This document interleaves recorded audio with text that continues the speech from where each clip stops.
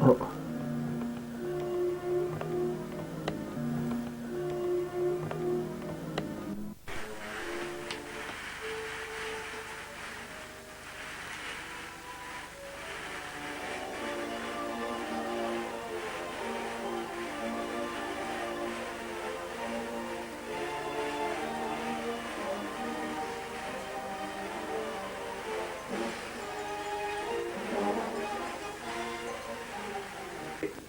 You have just heard is the Royal Marine Band at the Edinburgh Tattoo. Now just sit back and watch the film.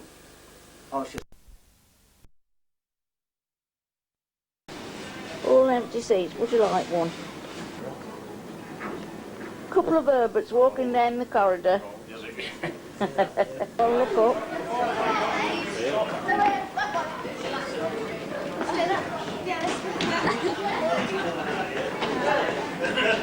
You find it if you want them. Right, Frank. Here's Kath, just coming out of the duty free. And I haven't bought a thing. True. Put my money in my pocket and left. Hold his tail, Dave. You should have come this other side. Though. Go the other side, you can see. Votre attention s'il vous plaît, nous informons que la vitrine située au numéro 8 arrive pas à l'arrivée. Just to repeat it on the 9, pre-cruising for 2 minutes, and we are cruiser friendly for arrival. Thank you.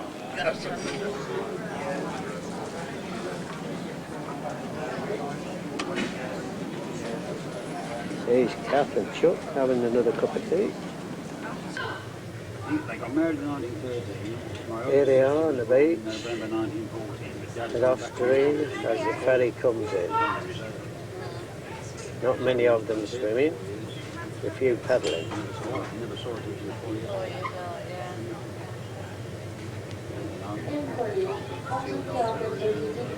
Just coming up into Cairn now. Very good. It's going up the estuary. Never forgot it. No. It's a tartar. Fierce looking. You find that though, don't you, with them? Yeah. Yeah. Yes, man. It's like a policeman, always a policeman. That's what they say. Because you weren't a policeman, was you?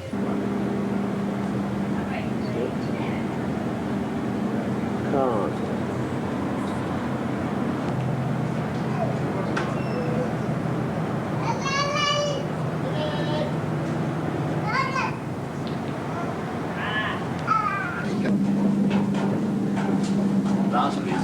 Last but not least, oh, we got the good-looking ones now. Yeah? All the good ones. There's any more coming off. You're the last one.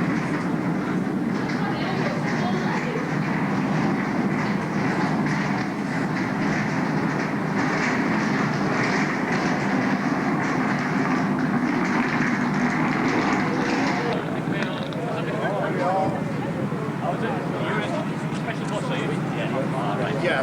Okay, sorry about that. Don't worry about it, mate. I shall.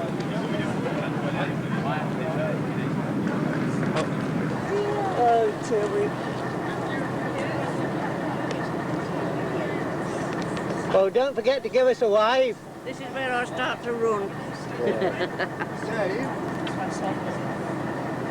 Just wave.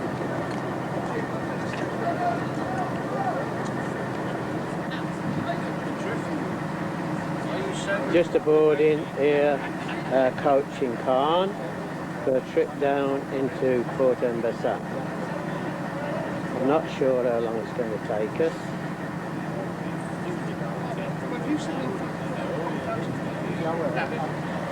Go on, Frank.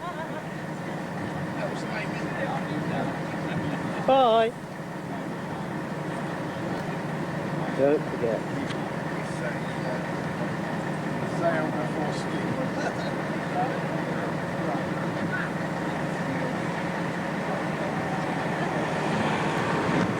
Peter, having a word.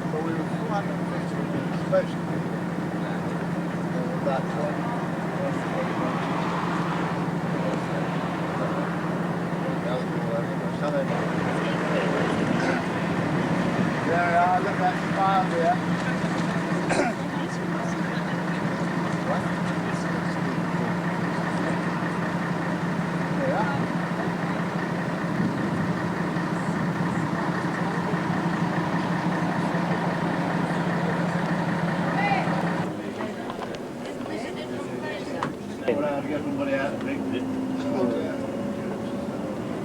Keep touching wood. Pushing wood. To go through. Just out of curiosity, I'm just going to ask, you haven't got any cheese sandwiches, sausage rolls, etc. have you?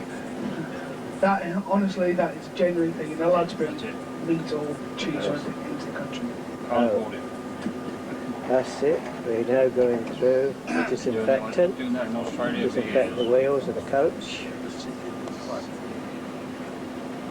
It's quite deep as well, isn't it? It is. We've probably had troubles. You haven't got so much of them.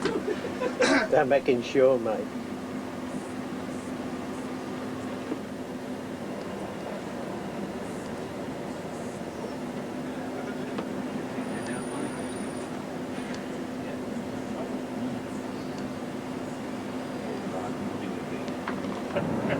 If I come over on the coach again, I'll just Go to Luxembourg and fill up. yeah, I'd like to see the place. I'd just be curious. I've never been there, you know. Have you been there, Dave? Many times. Is it a nice little country? Or not? To be honest, it's the first place in Europe. Some of you who haven't been here before may possibly like a quick rundown of 47's plan, what it was, what in fact happened, and what you're going to see en route. So, if anybody is interested, they'll stick their hand up. If not, I'll shut up. And that's You're interested. Carry on. okay. The 47 had been selected to carry out the capture of Port-en-Bessin. The importance of this was that the Pluto, the petrol line under the ocean, which had already been 3/4 laid before D-Day, was to come ashore at Port-en-Bessin. And the importance of capturing it as quickly as possible is obvious, because there's a limited amount of time that you can go on filling tanks out of a jerry can. Speaking of, if you're moving your head, it's not fun. Ah, sorry, I'm doing the wrong thing. Can you hear back there? Jay, can you hear? Okay. The 47 were to land, this was their plan, on the extreme right of Gold Beach. Incidentally, the beach you saw coming in today on the ferry was the left-hand side of Sword Beach. Going westwards, there was Juneau, where the Canadians and some French landed, and then farther west, Gold Beach, where 47 and loads of others landed. 47 landed on the extreme right, and the intention was to go in approximately a mile and a half, and then turn right and do a 15-mile clandestine march behind enemy lines and end up on point 72, which is a little bump just about a mile and a half behind Port-en-Bessin, from where the attack on the port would take place. And all plans, mice and men and all that jazz, didn't quite come about.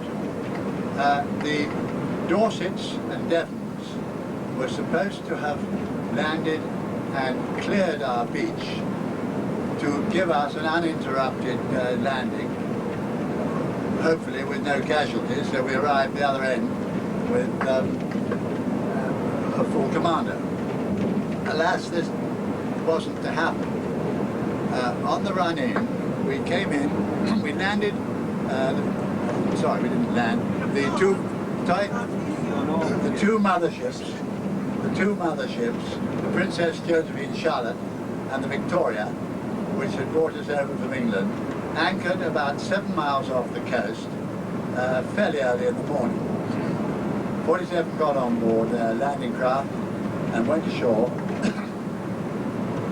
When where we were about a mile, I suppose, off the coast. It was very clear that the beach we were to land on had not been captured, and it was in an unhealthy state. The CO then gave an order which some people queried, making the flotilla do a 90-degree turn to port, running along the coast, which gave, of course, enemy artillery a much easier chance of their target popping us all off. Still there? Facing up the microphone. Okay. I'm being ticked off by our secretary. Anyway, Switched off. the net result was land where you can, and it took one hell of a time for our second in command, Paddy Donald, to assemble everybody. Now, of the LCAs, the landing craft assault, the small boats that brought us into the beach, there were 14 of them, of which 5 were hit, 2 were sunk, and finally only 2 of those 14 got back to their mother ships. But 47 Commando formed up under their second in command and started off on this 15-mile march, about a mile and a half off the beach, towards point 72. Point 72 is a little bump which we're going to pass today, and we'll stop and just have a look at it, because there the boys were given a 2-hour sleep, a bit of a meal, and then the next day they went on in to capture the port. Thereafter, they captured the port with little difficulty. The problem were the 2 features, the western feature and the eastern feature, which were very heavily held, and I'd been given more instruction from Catherine. The Americans were supposed to produce some artillery support for us. Regretfully, they had other business on Omaha Beach, which is about 7-8 miles farther west. So the end of Gold Beach to Port-au-Bassin is about 15 miles, and nobody had landed there, so you were merely running behind enemy lines. The attack went in the following day, was captured, the town was captured at about midnight, and then the boys stayed there for a couple of days before being moved on. I think that was about all. If I've made any mistakes, vets, please come and tell me. General. Yes, no problem, no problem. But to see to ourselves, we've seen Catherine. Says, no, don't pay me.